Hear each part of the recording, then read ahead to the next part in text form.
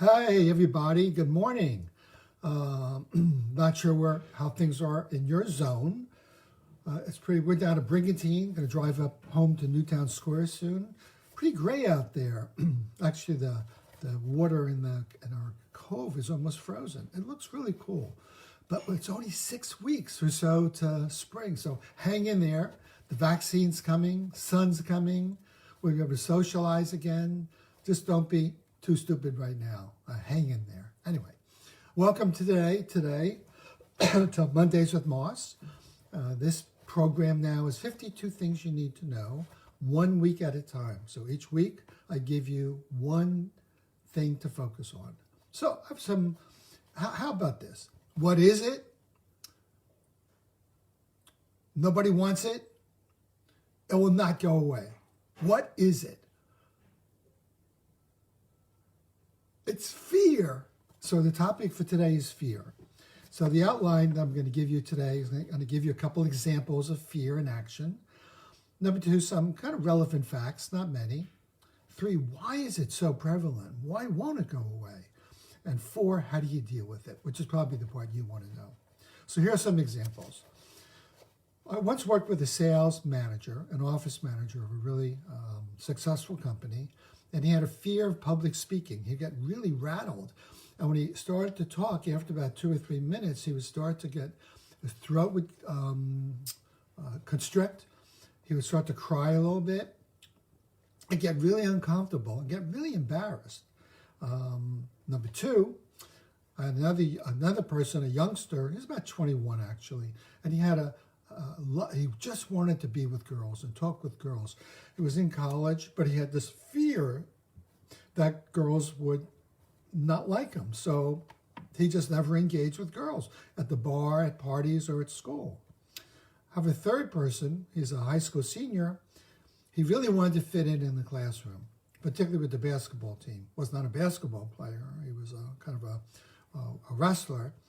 But they all had a fear of social disapproval and rejection. I'll tell you in a little while what I did with a couple of them.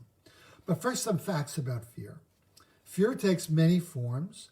Fear of failure, fear of rejection, fear of getting sick. Some people are very hypochondriacal. Fear of scarcity, not having enough, particularly now around COVID, when we have enough money, enough food. Fear of losing power, fear of the future. What will the future bring? The nature of fear that it changes with age, with each age. Early childhood, infancy, early childhood, adolescence, young adulthood, adulthood, old age. Fear changes. That might be another topic. But right now, just know that the nature of fear does change. Fear is normal. It will not disappear. Sorry. Actually, fear is an emotion that serves a purpose. What do you think that purpose is? Well, it's for information. We have several emotions to pay attention to. Anger, which is information that we might be in danger. So anger says attack. Sadness is information that says you're hurting, and the action is to get comfort, connection. Fear is an emotion, information that says something's coming at you, get away, run. So why is fear so prevalent and resistant to change? Why won't it go away? Well, in the 21st century, we don't live with tigers, lions, and bears, do we? Well, the brain has what we call a negativity bias. It's more negative than positive. You know, researchers have suggested conscious thoughts, we have about 2,500 conscious thoughts a day, but 2,000 or 80% of them are negative.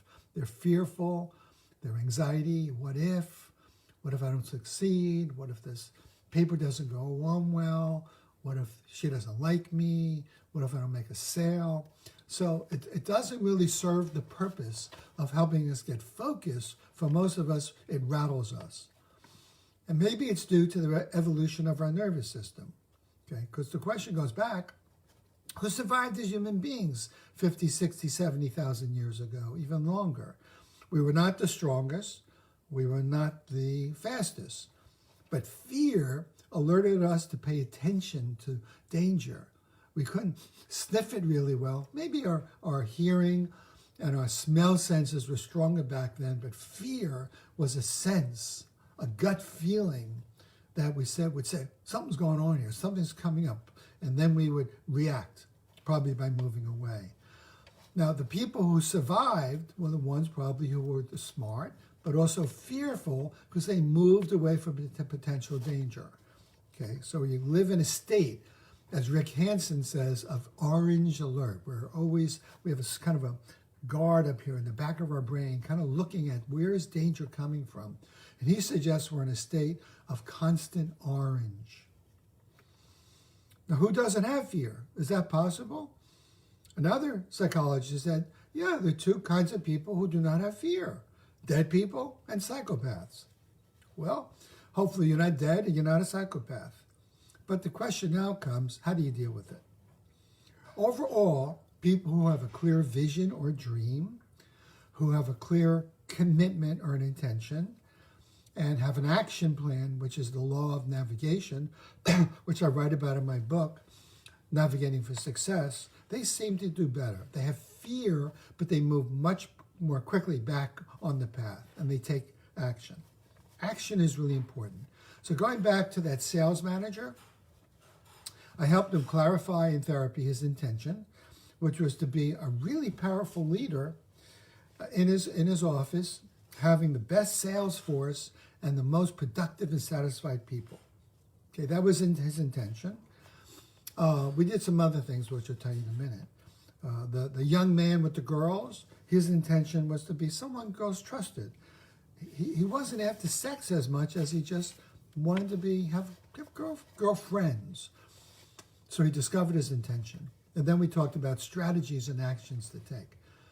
So actually with the sales manager, I'll give you that one first. His action was, when you get in front of the room, notice what you're feeling, be aware. Okay, so these are strategies to deal with fear. Be aware, notice and rate your level, 1 to 10 of anxiety and tension. So he would get up in front of the room, check in with himself, ask himself, what's my level? And sometimes he would just say out loud, I'm a 7. He would think, what am I feeling? What am I thinking? What are my sensations in my body? What's triggering me? And he didn't know what triggered him. He just had this fear. And then what he did was he would take a deep breath, check his posture, take on the power posture. Shoulders back, chest forward, looking ahead. Deep breath and then talk. Because he was talking when the air was out of his body, and his shoulders were hunched over, and his nervous system reacted as if he were in fear. And what he said to me, once he had that system, he had air in his lungs and he could talk and smile and look, he didn't get fearful anymore. He just gave a good talk. So the first action to take is be aware, notice and rate. What am I feeling, thinking, sensing? What's my trigger? Number 2, stabilize yourself. Like my office manager, posture, your breathing, get grounded. Look around the room. When you look around the room, it's kind of like going over the bridge when you're going to the beach. You know that feeling when you go over the bridge and you see the beach, you see the ocean, you go, you sigh. That sigh automatically triggers a relaxation response. So get grounded, feet on the ground, feel your body, get out of your mind, and look around. 3, ask yourself, is this a fact or a story? Is what I'm saying to myself a fact or a story? Am I dealing with a real tiger or a paper tiger? You can actually give it a voice. I have one client who gives his voice, he calls it Henry. So when he hears the voice of fear, he says, Henry, are you talking to me? Are you talking? He does the Robert De Niro from Taxi. Are you talking to me? Are you talking to me? And he has a conversation with Henry. And Henry says, yeah, I'm talking to you. Well, what do you want? What do you want? So it's great because my client changes his voice, becomes more kind of powerful, lets Henry babble, and then we work our way through it. So that's a great technique. It may sound silly. I would not suggest doing that in a business meeting, but you can do it in the car. You can do it anytime by yourself. So give it a voice and talk to it. The mind does not know the difference between are you thinking it Is it real or is it not real? When you think it, the mind says, I'm not gonna take a chance. Moss has made mistakes in the past. Bob's made mistakes in the past. Diane's made mistakes in the past. I don't trust them yet. They haven't evolved enough. They've only been on the planet for 50 or 60,000 years as human beings, but I don't trust them. So no, I'm gonna convince him it's a real tiger. But really, is it a paper tiger or a real tiger? So sometimes we have to put it out of our mind, look at it, give it a name, talk to it. 4, just because you're feeling and thinking it doesn't make it true. You can feel it and think it. That's just called being aware, but you don't have to believe it, okay? So, and I'll give you another example. I have a couple I'm seeing. And the example, a few weeks ago, the wife comes down for dinner, comes into the kitchen. The husband is doing something at the sink. She says, hi, how are you? How are you? She tends to have kind of a tough tone to begin with. He doesn't answer. She feels ignored and says again, how are you? He hears the tone as, how are you? Like an attack. He says, okay, how are you? That's how she hears it. And she says, why are you talking to me that way? And they can you see how this is going? It's like a bad tennis game.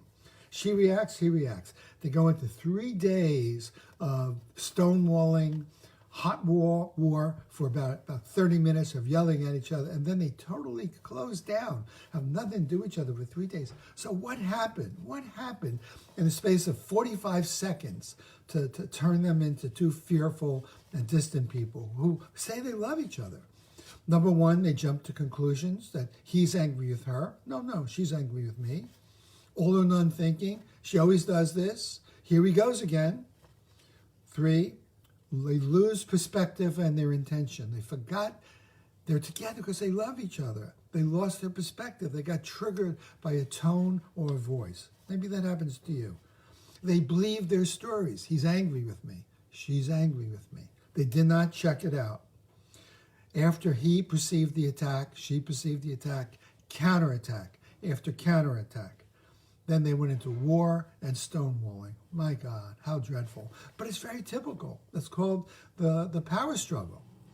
So, 5,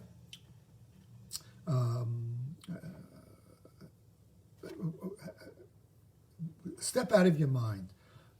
I think I'll tell you in a minute what I did with them. I think this is probably it. Be aware and notice what you're thinking, feeling. So I asked them to remember that incident. Think about what they were thinking and feeling, where they felt it in the body. I think he felt it in the chest. She felt it in the stomach. Give it a rating. It was pretty high, about a 7. Pretty close to the red zone, out of orange. Pause and get grounded. So it means ready, aim, fire. Before you fire, not literally fire, but pause and get grounded. Recreate your intention. So I said, what's your intention? Last week when we talked, you guys came up with an intention, which was to take care of each other and create peace and intimacy. And they totally forgot that. So recreate your intention. Like my office manager, his intention that we created was to be a powerful manager who supported his clients. With the young man, his intention was to have girls trust him. Oh, by the way, the third student who got nervous in class, his intention was he wanted to be included and liked. But because he was afraid of being excluded, he withdrew rather than taking action. So I taught him how to attack the dog. Just take action. Hey guys, how you doing? Hey, yeah, listen, in other words, participate, do something to act. But the guy who wanted to be closer to girls, I said, take action. And don't try to be a phony. Don't try to impress them. Just say, hi, how you doing? How was your weekend? Have you seen any TV shows lately? You know, what are you into? So just start a conversation. It's not that hard if you know how to attack the dog. With the couple, I taught them what's called a couples dialogue, which I'm going to teach you guys. It's a couples dialogue. 3 steps you can take to move from power struggle to understanding so you can get under the fear and start to take care of each other. You might be interested in that. Because under the fear, almost of everybody, is a unstated need or desire.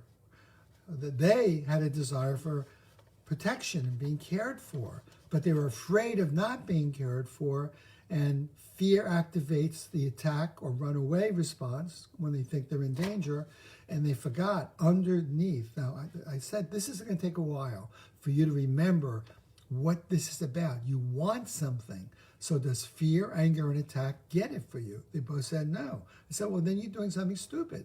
You're protecting yourself from a paper tiger. They like that a lot. So bottom line of this fear conversation, fear is normal. It's an alert to pay attention. It doesn't mean it's true. There are lots of false positives, like get fearful when there's nothing to be fearful of. Mark Twain, for example, said 99% of the things he was afraid of never came true. 99%. Okay, so notice what you're thinking and feeling in your body. Give it a grade, 1 to 10. Get grounded, feet on the ground, look around, take a deep breath. Oh, there's no there's no lion, bear, tigers and bear. Okay, so maybe it's a paper tiger. And then take action. What do you want? And don't pause too long. The longer you pause to take action, the more the mind, the Henry in your voice, is going to say, you better be afraid because you can't do what you want to do. You're not good enough, and you're going to get disapproved of. And remember, it happens real fast. We've had this for at least 60,000 years. Before us, fear has been in every species since the beginning of life, which is over 400 million years ago, even longer. So fear is not going to go away. But it's just an alert. It's just information if you can learn to relate to it. All right? So I'm not going to say go in fear, but go and pay attention. No, actually, this week, here's the habit to practice. Pay attention when you're feeling afraid. Ask yourself, what am I afraid of? Look around. Do you see danger? What are you feeling, thinking in your body? What's your sensation in your body? Give it a score, 1 to 10. Ask yourself, is this a paper tiger or a real tiger? In other words, what are the facts for your fear? Just because you think and feel it doesn't mean it's true. Ask yourself, what do you want? Take a deep breath, pull your shoulders back, look ahead, and take some action. Attack the dog. Okay? Good luck. Wish you well. And I'll see you next week.